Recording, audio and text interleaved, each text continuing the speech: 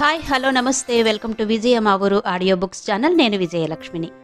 Friends, నవలా స్రవంతిలో శ్రీమతి అత్తలూరి విజయలక్ష్మి గారి అర్చన నవల ఆడియోగా వినిపిస్తున్నాను కదా. మరి ఈరోజు అర్చన నవల ఆడియో 4వ భాగం వినిపించబోతున్నాను. అర్చనకి తాను 3 సంవత్సరాలు ఎంతో ఉల్లాసంగా గడిపిన ఆ పరిసరాల్లో తిరుగుతుంటే అప్పటిదాకా నిరాశతో నిస్పృహతో విషాదంతో నిండిన మనసంతా కొత్తగా చైతన్యం నింపుకున్నట్టయింది.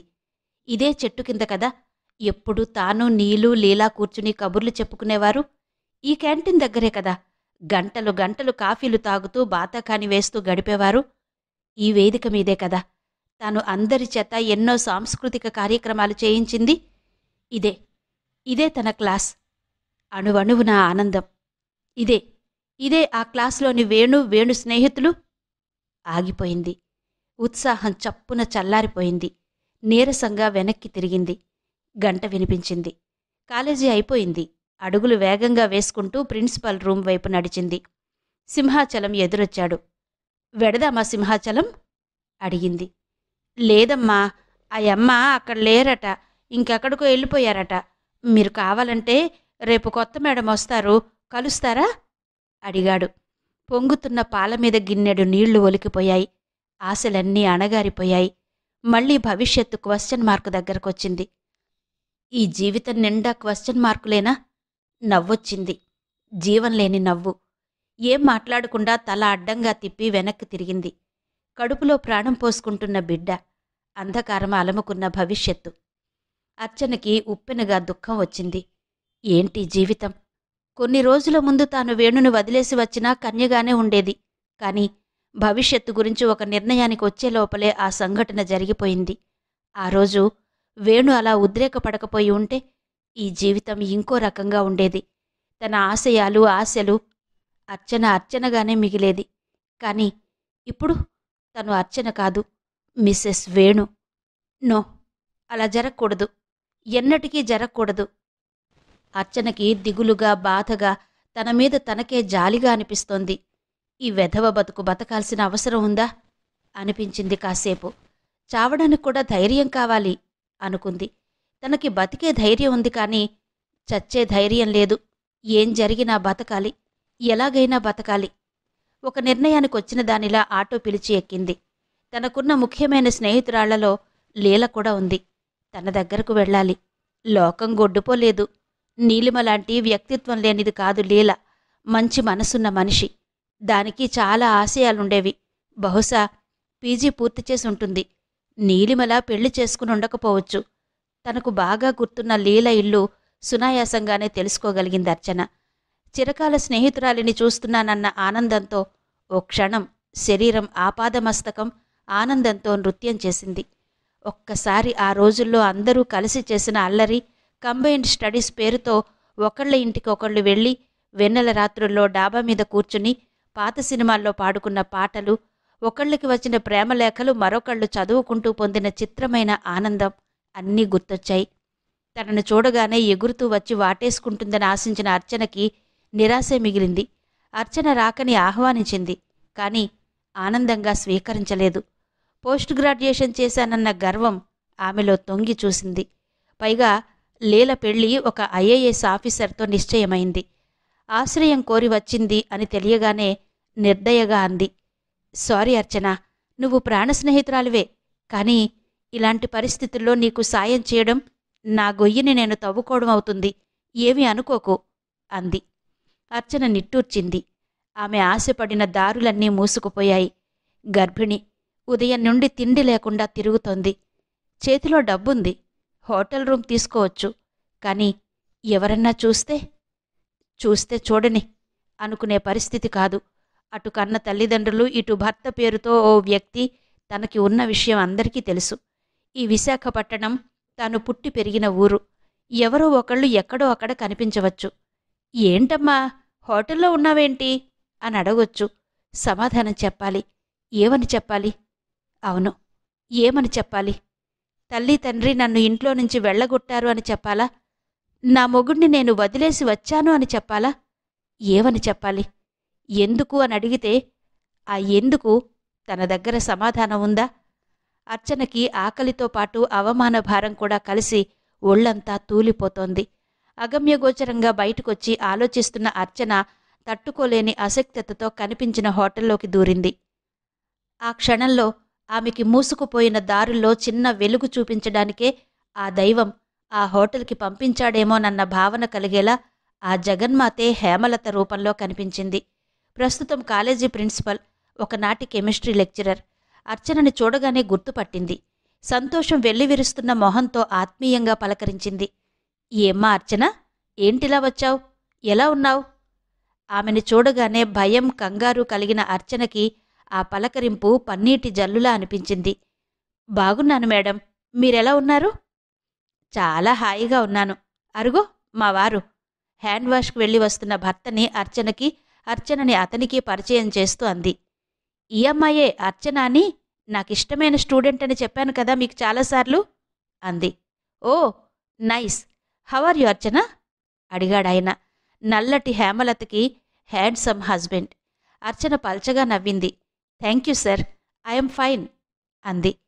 మళ్ళీ కలుస్తాను మేడం అంటూ వెళ్లబోతున్న అర్చన చెయ్యి పట్టుకుని ఆపుతూ, ఎక్కడికి? కూర్చో, కలిసి తిందాం అంటూ తన పక్కన కుర్చీలో కూర్చోబెట్టుకుని, ఏమ్మా ఎక్కడున్నావు? ఏం చేస్తున్నావు? ప్రశ్నల పరంపర ప్రారంభించింది. తప్పించుకుందామనుకున్న పరిస్థితి ఎదురవడంతో తప్పేలా లేదనుకున్న అర్చన, తర్వాత మాట్లాడదాంలే మేడం అంది. ఆమెకు ఇప్పుడు హేమలతతో పర్సనల్గా మాట్లాడాలనుంది. ఈవిడే సింహాచలం చెప్పిన కొత్త ప్రిన్సిపల్ అని తెలిస్తే ఆవిడ ఇంటికే వెళ్లేది. కాని అతను చెప్పలేదు, తాను అడగలేదు. ఇప్పుడు ఆవిడ భర్త ఎదురుగా తన వ్యక్తిగత విషయాలు ఆమెతో చర్చించడం ఇష్టం లేని అర్చన మొహంలో కనిపిస్తున్న అయిష్టత హేమలత సూక్ష్మ దృష్టికి రావడంతో ఆమె కూడా ఆ విషయాలు వదిలేసి కాలేజీ విషయాలు, లోకాభిరామాయణం మాట్లాడుతూ కడుపు నిండా టిఫిన్ పెట్టించింది. రేపు కాలేజీకి రా అంటూ అర్చనని ఆహ్వానించి సెలవు తీసుకుని వెళ్ళిపోయింది. ఆమె మాటలు, ఆమె ఆప్యాయత అర్చనకి ఏదో అభయమిచ్చినట్టుగా అనిపించింది. ఈ ఒక్క రాత్రి లాడ్జిలో గడపక తప్పదు అని ఓ నిర్ణయానికొచ్చి లాడ్జి వైపు నడిచింది. మర్నాడు కాలేజీకి వెళ్లిన అర్చనని ఆదరంగా ఆహ్వానించింది ప్రిన్సిపల్. అర్చన మెల్లిగా సమయం చూసుకుని అంది. నాకు కొంతకాలం, సుమారు 6 నెలలు ఆశ్రయం కల్పించండి మేడం, మీకు రుణపడి ఉంటాను. తప్పమ్మా, అంత పెద్ద మాటలెందుకు? ప్రస్తుతం మన లైబ్రేరియన్ మెటర్నిటీ లీవ్ మీద వెళ్ళింది. ఆ పోస్ట్ చేస్తావా, నీకు డెలివరీ అయిందాకా అంది హేమలత. అంతకన్నా ఏం కావాలి? తప్పకుండా చేస్తాను. అలాగే నాకేదన్నా హాస్టల్లో కూడా అకామిడేషన్ ఇప్పించగలరా? Sure, why not? నా ఫ్రెండ్ ఒక ఆవిడ రీసెంట్గా వర్కింగ్ ఉమెన్స్ హాస్టల్ పెట్టింది. నువ్వక్కడ జాయిన్ అవ్వచ్చు. హాయిగా నిర్భయంగా ఉండొచ్చు. అర్చన మొహంలో ఆరిపోయిన వెలుగు దివ్యకాంతితో వచ్చినట్టయింది. Thank you madam, thanks a lot అంది ఉద్వేగంగా. ఇంతకీ ఇలాంటి పరిస్థితి ఎందుకొచ్చింది? అడిగిందావిడ. అర్చన కొన్ని క్షణాలు మౌనంగా ఉండి, చెప్తాను, కానీ ఇప్పుడు కాదు, ఇక ఇక్కడే ఉంటాను కదా, తప్పకుండా చెబుతాను మేడం అంది. ఆవిడికి రెట్టించలేదు. అర్చన జీవిత నౌక చిన్న మజిలీలో ఆగింది. హేమలత దయతో అర్చన ప్రశాంతంగా బాబుకి జన్మనిచ్చింది. బాబును చూసుకున్నప్పుడు చిన్న మమకారం ఉవ్వెత్తున లేచింది. మాతృత్వం మధురంగా గుండెల్లో సన్నాయి మోగించింది. కాని ఆమె ముందు బలంగా నిలబడిన ఒక లక్ష్యం ఆ మమకారాన్ని జయించింది. సన్నాయిలోని శ్రావ్యతను ఆస్వాదించే స్థితిలో లేని తన అసక్తతకి తల వంచింది. అర్చన డెలివరీకి వెళ్లడం, డెలివరీకి వెళ్లిన లైబ్రేరియన్ డ్యూటీలో జాయిన్ అవ్వడం ఒకేసారి జరిగాయి. ఉన్న ఉద్యోగం ఊడిపోయింది. మళ్లీ జీవితం ప్రశ్నార్థకంగా మారింది. ఈసారి ఆమె కళ్ల ముందున్న పెద్ద ప్రశ్న బాబు. ఈ బాబునేం చెయ్యాలి? తాడు బొంగరం లేని ఈ జీవితానికి బాబు నిజంగా ఒక ప్రతిబంధకమే. అలా అని వాడిని ఏ మురుగు కాలువలోనో పడేయడానికి ఆమె హృదయం లేని కసాయి స్త్రీ కాదు. స్త్రీ సహజమైన మాతృత్వపు మమకారం ఆమెలోనూ ఉంది. చిన్ని చిన్ని పాదాలు, అరచేతులు, నల్లటి కనుపాపలు అల్లనల్లన తిప్పుతూ కళ్ళు తెరిచి తన వైపు చూస్తున్న బాబు, నన్నేం చేస్తావు అని అడుగుతున్నట్టే అనిపించి ఉలిక్కి పడసాగింది. బాబుని వాడి తాతగారికి, నాయనమ్మకి అందించగలిగితే వాడి జీవితం చక్కటి మార్గంలో సాగిపోతుంది. వాడు ఉన్నతంగా ఎదుగుతాడు. ఆ నమ్మకం ఆమెకుంది. 10 రోజులు గడిచి స్నానం చేయగానే హేమలతకి చెప్పి హైదరాబాద్ వెళుతున్నానని నమ్మించి బాబును తీసుకుని బయలుదేరింది. Bus horn మోగుతోంది. అర్చన ఉలిక్కిపడింది. కొంచెం ఉంటే బస్సు కింద పడిపోయేది. చాలాసేపటి నుంచి ఆలోచిస్తూ అక్కడే నిలబడిపోయింది. విశాఖపట్నం వెళ్లే బస్సులు వెళ్ళిపోయాయా? ఆలోచనలొదిలించుకుని ఒక్కసారిగా బస్టాండ్లో ఉన్న బస్సులపైన పేరు చూసింది. పిఠాపురం, విశాఖపట్నం. ఎస్, తను వెళ్లాల్సిన బస్సు. కౌంటర్ వైపు నడవబోతుంటే మరోసారి కళ్ళు తిరిగినట్టయింది. పక్కనే ఉన్న కొట్టులో మంచినీళ్ల బాటిల్ కొనుక్కుని ఓ పక్కగా వెళ్లి నీళ్లు నోట్లో పోసుకుని 3 సార్లు పుక్కిలించింది. మిగిలిన నీళ్లు తాగింది. తిరిగి కొట్టు దగ్గరకు నడిచి బాయిలర్లో మరుగుతున్న కాఫీ వైపు చూసి ఒక కప్పు ఇవ్వమంది. వేడివేడి కాఫీ తాగాక ఎంతో బలం వచ్చినట్టు అనిపించింది. పర్స్ తెరిచి డబ్బులిచ్చి కౌంటర్ వైపు నడిచింది. పగలు కాబట్టి రిజర్వేషన్ అవసరం లేదు. టిక్కెట్ తీసుకుని కొన్ని క్షణాల్లో కదలబోతున్న బస్సు ఎక్కి సీట్లో కూర్చున్నాక రిలాక్స్గా వెనక్కి వాలి కళ్ళు మూసుకుంది. అర్చన విశాఖపట్నం బస్ డిపోలో బస్సు దిగింది. ఆ గాలి సోకగానే ఏదో నిశ్చింత, ఏదో ఆశ పుట్టి పెరిగిన ఊరు. జీవితానికో లక్ష్యాన్ని నిర్ణయించిన ఊరు. కాని ఆ లక్ష్యాన్ని నెరవేర్చుకునే అవకాశం కూడా దూరం చేసిన ఊరు. ఏది ఏమైనా ఇది తన ఊరు. జీవితం ఇక్కడి నుంచే ప్రారంభమైంది. ఇక్కడే కొనసాగింది. ఇక్కడే మధ్యలో బ్రేక్ వేసింది. మళ్లీ ఇక్కడే పునరుజ్జీవితం ప్రారంభం కావాలి. ఇక్కడే ఈ జీవితం స్థిరపడాలి. స్థిరంగా అనుకుందామే. తప్పకుండా తన లక్ష్యం నెరవేర్చుకుంటుంది. ఇదంతా తాత్కాలికం. సుదీర్ఘమైన ఈ జీవనయానంలో ఇదొక మజిలీ. ఈ మజిలీ దాటి తప్పకుండా తను చేరాల్సిన గమ్యానికి దారి తెలుస్తుంది. ఎస్, ఆ దారిలో నడిచి వెళ్ళి తప్పకుండా గమ్యం చేరాలి. అందుకు తనకి ఎంతో ఆత్మవిశ్వాసం కావాలి. ఎంతో ధైర్యం కావాలి. ఎవరేమన్నా లక్ష్య పెట్టకూడదు. అలా అనుకున్నాక ఆమెలో కొత్త శక్తి, ఎంతో ధైర్యం నరనరంలో పాకుతున్న భావన కలిగింది. రోడ్డు మీదకు వచ్చి చుట్టూ మూగిన ఆటో వాళ్లలో ఒకళ్ళ ఆటో ఎక్కింది. ఇప్పుడు నేరుగా హోటల్కు వెళుతుంది. ఆ తరువాత ఏం చెయ్యాలో, ఎలా ప్లాన్ చేసుకోవాలో ఆలోచించుకోవచ్చు. ఇప్పుడు హోటల్కి వెళ్లడానికి ఎలాంటి అభ్యంతరం, ఎలాంటి నదురు, ఆలోచన, భయం లేవు. ఆటో మంచి హోటల్ ముందాగింది. ఆటో దిగి తన సూట్ కేసు తీసుకుని నేరుగా హోటల్ మేనేజర్ దగ్గరకు వెళ్లి రూమ్ తీసుకుంది. సూట్ కేసు తీసుకుని రూమ్ తాళం చెవి పట్టుకుని తన వెనకే వస్తున్న హోటల్ బాయ్ ముందు దర్పంగా టీవీగా తనకిచ్చిన గదిలోకి వెళ్ళింది. ఆమె దగ్గర ఇప్పుడు డబ్బుంది. మెడలో చెవులకి నగలు, చేతులకి 4 బంగారం గాజులు. పర్వాలేదు, ఉద్యోగం దొరికిందాకా సరిపోతుంది. ఇప్పుడు మళ్లీ వెంటనే ఒక ఉద్యోగం సంపాదించాలి. కొంచెంసేపు రెస్ట్ తీసుకుని తిరిగి ప్రిన్సిపల్ దగ్గరకు వెళ్ళాలి. ఇప్పుడు ఆ కాలేజీనే తన టార్గెట్. అక్కడ ఉంటేనే ఆ కాలేజీ కరస్పాండెంట్ కొడుకు నాగరాజు మూమెంట్స్ తనకు తెలుస్తాయి. నాగరాజు. అర్చన పళ్ళు పట్టపట్టలాడాయి. డబ్బు, పరపతి ఉపయోగించి తను పెట్టిన కేసు కొట్టేయించాడు. ఎవరూ ఏం చెయ్యలేరని కదా వాడి ధైర్యం. అర్చన తలుచుకుంటే ఏం చెయ్యగలదో నిరూపించాలి. వాడి డబ్బుతో ఎంత గొప్ప భవిష్యత్తు నిర్మించుకున్నా దాన్ని పునాదితో సహా పడేయాలి. ఈ ఒక్క లక్ష్యం నెరవేర్చుకున్నాక భవిష్యత్తు నిర్ణయం తీసుకోవాలి. వేణుతో పూర్తిగా తెగతెంపులు చేసుకుంది. బాబూ. అర్చన గుండెల్ని మెలిపెడుతూ ఒక నిట్టూర్పు వచ్చింది. తను కసాయి తల్లి. ఎంత కసాయిదైనా ఎక్కడికి చేర్చాలో అక్కడికి చేర్చింది. బాబు విషయంలో నిశ్చింతగా ఉండవచ్చు. దేవతల్లాంటి ఆ దంపతుల చేతుల్లో బాబు చక్కగా మంచి వ్యక్తిత్వంతో ఎదుగుతాడు. వాడిలో వేణులోని స్వార్థం, నాగరాజులాంటి వాళ్లలా దుర్మార్గం, పిరికితనం, చేతగానితనం ఇవేవి ఉండకూడదు. మగాడిలా పెరగాలి. మంచి మగాడిలా బతకాలి. ఎప్పటికైనా తాను బాబును కలుసుకుంటుంది. ఆ రోజున ఎత్తుగా ఎదిగిన వాడి ముందు మరుగుజ్జుగా మారి తన దీనగాథ చెప్పుకుంటుంది. వాడు తప్పకుండా క్షమిస్తాడు. అవును, క్షమాగుణమే ఆభరణంగా నిష్కల్మషంగా బతికే కృష్ణస్వామి, తాయారమ్మ దంపతుల సంరక్షణలో వాడు దేవుడే అవుతాడు. పల్చగా కన్నీటి తెర కప్పేసింది కళ్ళని. కన్నీళ్లు తుడుచుకుని సూట్కేసులో నుంచి బట్టలు, టవల్, సోప్ తీసుకుని స్నానానికి వెళ్ళింది. నింపాదిగా వేడి నీళ్లతో కాసేపు ఆడుకుంటూ స్నానం చేస్తుంటే గుర్తొచ్చింది తనిప్పుడు బాలింత అని. అంతా సక్రమంగా ఉండి ఉంటే పసుపు, సున్నిపిండితో నలుగు పెట్టుకుని స్నానం చెయ్యమనేది అమ్మ. తలంటి పోసుకుని సాంబ్రాణి ధూపం వేసుకోవలసిన సమయమిది. బాబు ఒంటికి నూనె రాసి 3 బకెట్లతో నీళ్లు పోయాల్సింది. వేడి నీళ్లతో పాటు కన్నీళ్లు కూడా వెచ్చగా జారాయి చెంపల మీదికి. నేను భార్యని కాను, తల్లిని కాను, అమ్మా నాన్నలకి కూతుర్ని కాను, అన్నయ్యకి చెల్లిని కాను. నేనిప్పుడు ఎవరిని? ఒక్కసారి దబ్బనంలాంటి ప్రశ్న గుండెల్లోకి దిగబడినట్టు అనిపించింది. నేను అర్చనని. ఎస్, ఐయామ్ అర్చన. మిగిలిన నీళ్లు గబగబా పోసుకుని మరో ఆలోచనకి తావివ్వకుండా చకచకా స్నానం కానిచ్చి ఫ్రెషప్ అయ్యి రిసెప్షన్కి ఫోన్ చేసి బ్రేక్ఫాస్ట్, కాఫీ ఆర్డర్ చేసింది. రిమోట్ తీసుకుని టీవీ ఆన్ చేసింది. కాలింగ్ బెల్ మోగింది. లేచి వెళ్లి డోర్ తీసింది. రూమ్ బాయ్ చేతిలో ట్రే. ఆమె పక్కకి తొలగి దారిచ్చింది. అతను లోపలికి వచ్చి ట్రే టేబుల్ మీద పెట్టి జగ్లో ఉన్న నీళ్లు గ్లాసులో పోసిపెట్టి వెళ్ళిపోయాడు. డోర్ వేసుకుని వచ్చి కూర్చుని టిఫిన్ తినసాగింది. బిలబిల్లాడుతూ పిల్లలు లేత నీలం రంగు యూనిఫాంలో పావురాళ్ల గుంపుల్లా కనిపించారు. పెద్ద గేటు. అది దాటి లోపలికి వెళితే విశాలమైన ప్రాంగణం.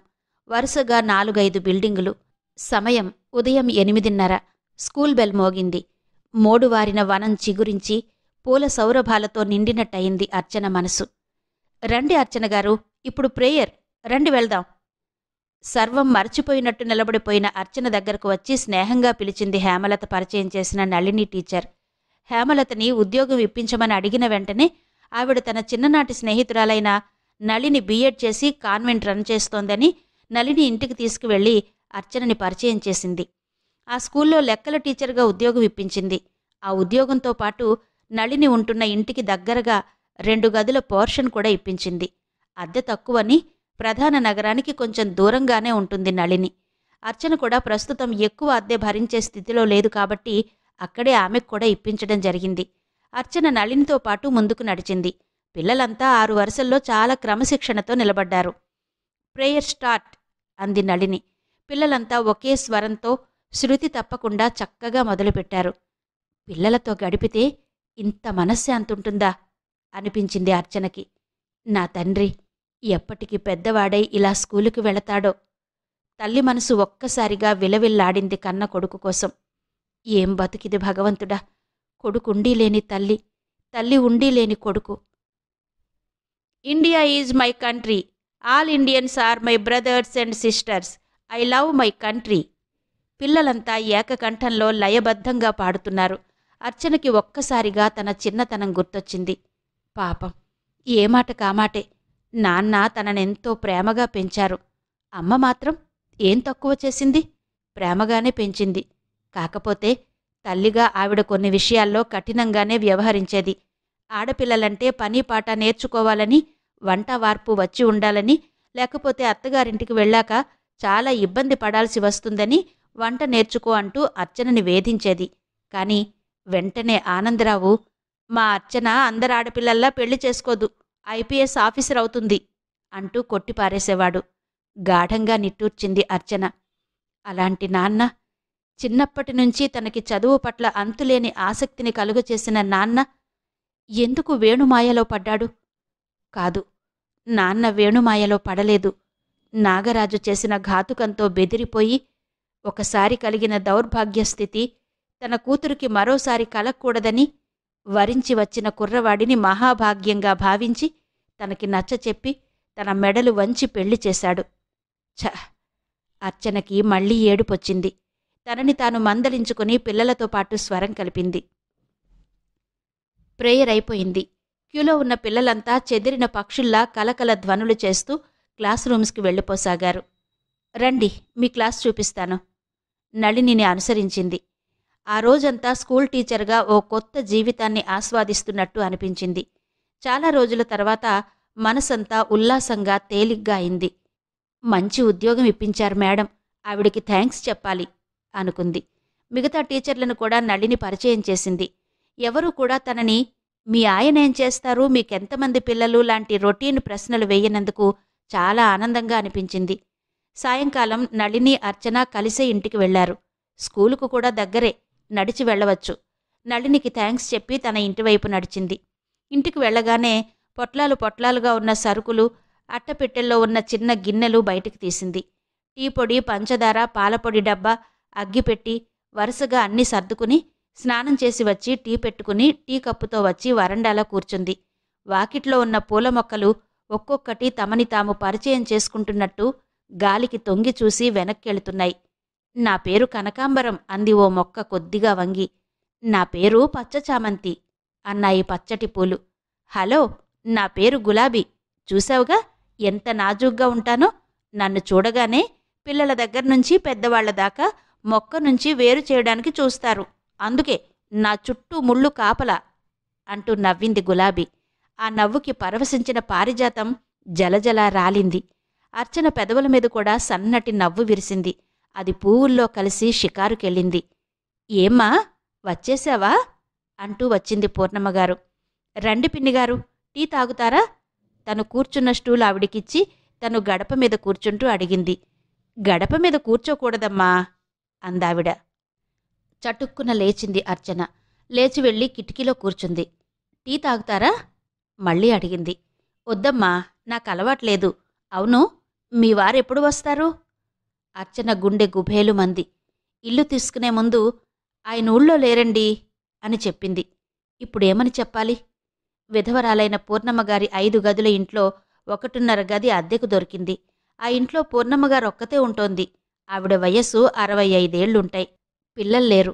భర్త పోయాడు. ఒక్క మనవడు ఆవిడ దగ్గరుండి చదువుకుంటున్నాడు. ఆ అబ్బాయి పేరు రాఘవ. అతని తల్లి తండ్రి హైదరాబాదులో ఉద్యోగం చేస్తున్నారు. ఆవిడ మంచి చెడు రాఘవే చూసుకుంటాడు. ఆవిడకా ఇల్లు భర్త తదనంతరం చెందిన మామగారి ఆస్తిలో భాగం. ఆయనకున్న 2 ఇళ్ళు 2 కొడుకులకి చెరొకటి రాసిచ్చాడు. పెద్ద కొడుకు పూర్ణమ్మగారి భర్త లక్ష్మీనారాయణ. ఆ దంపతులకి పిల్లలు లేకపోవడంతో తోడికోడలు కొడుకు రాఘవ తండ్రి అయిన శేఖరాన్ని చిన్నప్పటినుంచి చేరదీశారు. అతడిని బాగా చదివించి ఉద్యోగస్తురాలైన అమ్మాయిని చూసి పెళ్లి చేశారు. వాళ్లకి ఒక కూతురు, కొడుకు. కొడుకు రాఘవ. పూర్ణమ్మగారు హైదరాబాదులో ఇమడలేదని కొడుకుని ఆవిడి దగ్గరే ఉంచారు. పూర్ణమ్మగారు భర్త ఏమీ సంపాదించలేదు. మామగారిచ్చిన ఆ ఇంట్లో 2 పోర్షన్లు అద్దెకిచ్చి ఆ అద్దెతో గడిపేస్తుంది. రాఘవ చదువు ఖర్చు అతని తండ్రే చూసుకుంటాడు. ఇంటికి 4 వైపులా ఖాళీ స్థలం ఉండడంతో పూల మొక్కలు, పండ్ల మొక్కలు, కూరగాయల మొక్కలు వేసుకుంది. వాటి సంరక్షణ, దైవధ్యానం, వీటితో ఆవిడ సమయాన్ని గడిపేస్తుంటుంది. అర్చన ఒంటరిగా కేవలం ఒక సూట్ కేసుతో వచ్చి ఆశ్రయం కోరితే ఆమె ఎవరో ముక్కు మొఖం తెలియకపోయినా ఒంటరి ఆడపిల్ల, ఏదో కష్టంలో ఉంది అనే సదుద్దేశంతో ఆదుకుని ఇంట్లో ఒక గది ఇచ్చింది. ఆ ఒక్క గది చాలా విశాలంగా ఉంది.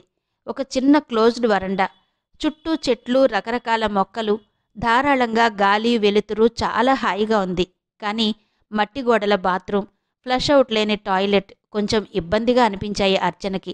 అయినా ఇనప్పెట్టెలో ఉన్నంత భద్రంగా ఉన్న ఆ గది ఆమెకి కొంత నిశ్చింతని, హాయిని కలిగించడంతో ఆమెకి మిగతా విషయాలకి అంత ప్రాధాన్యత ఇవ్వలేదు.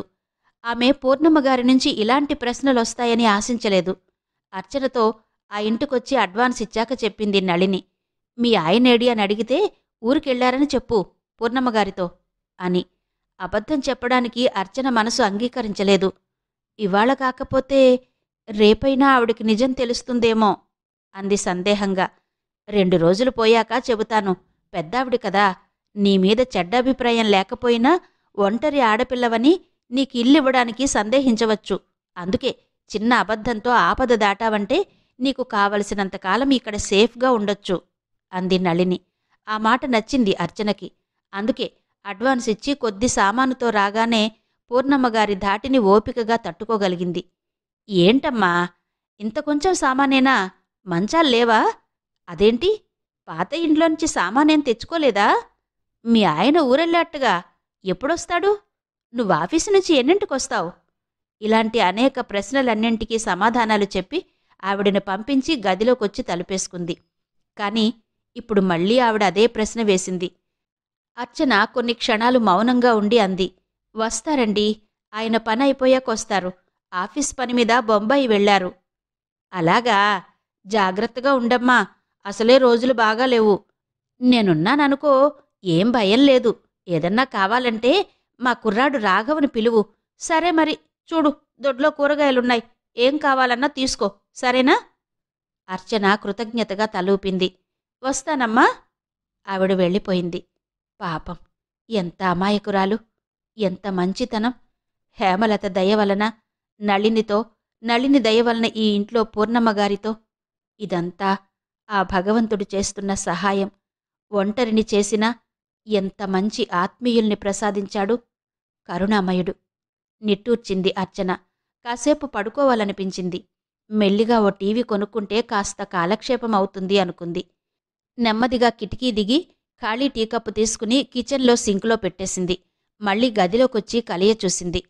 ఆ గదిలో ఎప్పటిదో పాతకాలం నాటి పందిరి మంచం ఉంది. ఒక పడక్కుర్చీ ఉంది. తలుపు వేసేసి మంచం మీద వాలింది. ఒక్కసారిగా ఏదో దిగులు కమ్మేసినట్టయింది. గట్టు తెగి గండిపడిన చెరువులాగా దుఃఖం వెల్లువయింది అర్చనకి. ఎక్కడినుంచి ఎక్కడికి ఈ పయనం? చివరికి ఏది గమ్యం? అర్చనలో భవిష్యత్తు పట్ల దిగులు, భయం, ఆవేదన దుఃఖంగా మారి జలప్రళయంలా బుసకొట్టసాగింది. కళ్ళు బలవంతంగా మూసుకుని నిద్రలోకి జారడానికి ప్రయత్నించింది. అదొక అందమైన పూలతోట. రంగురంగుల గులాబీలు, చేమంతులు, పరిమళాల ధూపం వేస్తూ సంపెంగలు, మొగలిపూలు, అక్షతల హారతినిస్తూ పొగడలు, పారిజాతాలు. అప్పుడేవో అందమైన అమ్మాయి చేతిలో పూల సజ్జతో వచ్చింది. ఆ అమ్మాయి చాలా అందంగా ఉంది. మోకాళ్లను దాటి అరచేతి మందాన ఉన్న పూలజడ వేసుకుంది. పట్టుపరికిణి, ఓణి, పట్టు జాకెట్టు, చీరకి జాకెట్టుకి మధ్య ఉన్న అందమైన సన్నని నడుము మోయలేక మోస్తున్న వడ్డాణం, మెడ నిండా నగలు, చెంపస్వరాలు, పచ్చటి ఒంటి రంగు బంగారంతో పోటీ పడుతోంది. ఆ బంగారపు బొమ్మ పూల సౌరభాలను గాఢంగా ఆఘ్రాణిస్తూ పరుగు పరుగున మొక్కల దగ్గరకు పరిగెత్తింది. సుకుమారమైన తన లేత వేళ్లతో నాజూగ్గా ఒక్కొక్క పువ్వే తెంపి పూల సజ్జలో వేయసాగింది. అంతలో ఎక్కడినుంచో ఓ తెల్లని గుర్రం రెక్కలు టపటపలాడిస్తూ ఆమె ముందాగింది. దానిమీది నుంచి తెల్లని దుస్తుల్లో అందమైన రాజకుమారుడు దిగి ఆమె వైపే అడుగులు వేస్తూ ఆమె దగ్గరగా వచ్చి మత్తుగా ఆమె కళ్లలోకి చూసి మనోహరంగా నవ్వాడతను. ఆ నవ్వుకి మతిపోయి శిలా విగ్రహంలా నిలబడిపోయిందామె.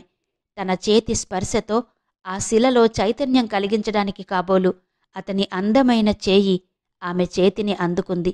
ఇంతలో వేగంగా వచ్చిన ఒక పక్షి ఇద్దరి చేతుల మీదుగా రివ్వున ఎగిరింది. ఆమె చేయి విరిగింది. తల ఎగిరిపడింది. మొండెంతో ఆ పక్షి రెక్కల నుంచి నిప్పురవ్వలు రాలిపడి మంటలుగా ఎగిసి ఆ మంటల్లో అందమైన పూలతోట కాలిపోతోంది. మంటలు ఆకాశానికి ఎగిసి పడుతున్నాయి. కెవ్వున అరిచి లేచి కూర్చుంది అర్చన. కిటికీలో నుంచి అవతల పక్క పెరట్లో ఉన్న నూరు వరహాలు కిటికీ వైపు తొంగి చూస్తోంది. దాహంతో గొంతు తడారినట్టయింది. ఇదే కల. చాలా కాలమైంది. మళ్ళీ ఇన్నేళ్లకు ఇదే కల రావడం. ఎందుకిలా? ఈ కల ఎంతకాలం ఇలా వెంటాడుతుంది? ఒళ్లంతా చెమటతో నిండిపోగా కాళ్లమీదున్న దుప్పటి తొలగించి లేచి టేబుల్ మీదున్న చిన్న కూజాలో నుంచి నీళ్లు గ్లాసులో కొంపుకుని తాగింది. ఆమెకేం అర్థం కాలేదు. ఇదే కల, ఈ కలే ఇదివరకు వచ్చింది. సరిగ్గా ఇలాగే అతను తన చెయ్యి అందుకోవడానికి ప్రయత్నించడం, ఆ భయంకరమైన పక్షి ఆ చేతిమీది నుంచి ఎగరడం, తన చెయ్యి విరిగిపోవడం. అర్చనకి భయంతో ముచ్చెమటలు పోశాయి. భగవంతుడా, ఏంటి కల? నన్నెందుకిలా ఈ కల వెంటాడుతోంది? అతన్నెక్కడో చూసినట్టు అనిపిస్తోంది. ఎవరతను? ఎవరతను? అస్పష్టంగా ఉన్న రూపం. కాని అతని నవ్వు మాత్రం చాలా స్పష్టంగా, ఎంతో మనోహరంగా ఉంది.